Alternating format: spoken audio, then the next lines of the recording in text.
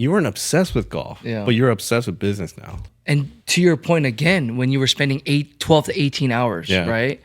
I did that at a younger age. Yeah. And I didn't want to, but I wasn't forced into it, but I knew I had to because I felt behind, right? Yeah.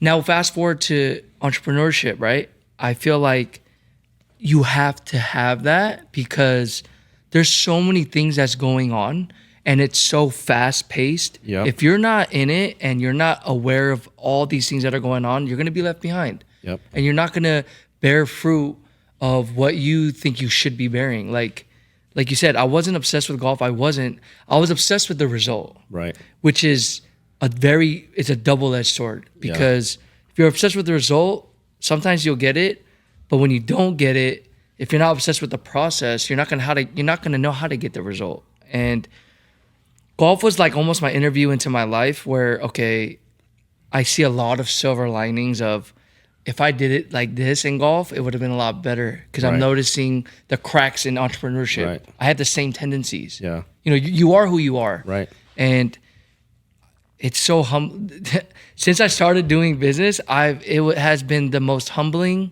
thing ever because, I feel like in my head, I knew more when I was 25 than now. Yeah. I feel stupid now. Yeah. I feel like, oh my God, I don't know anything. But I think that's how everyone is, right? Like being a dad of 3 boys, my kids always think they know more than me, or at least they don't say it, but I can tell by their actions. There's a lot more stuff that you can learn if you think you're the dumbest person in the room. Yeah. And that was my mentality growing up because in my business career was I met people who always thought they knew everything and I didn't learn anything from them. But like if I felt like, oh, I'm the dumbest person in this room, can you tell me? And like we'll talk about something and I'll say, I don't understand that. Can you explain? And they love explaining. And I'll say like, oh, can you tell me about this? And they just love explaining about themselves and their success, right? So then I soak it in.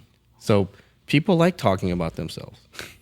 I love asking you questions because growing up, when I would practice and go home and only have YouTube as a friend, I would watch entrepreneurs or athletes and it would either be a biography or autobiography. And that was my favorite, and when I watched Steve Jobs talk in this interview say, when I was 12, I reached out to Hewlett-Packard to get a job because he just was so interested in HP.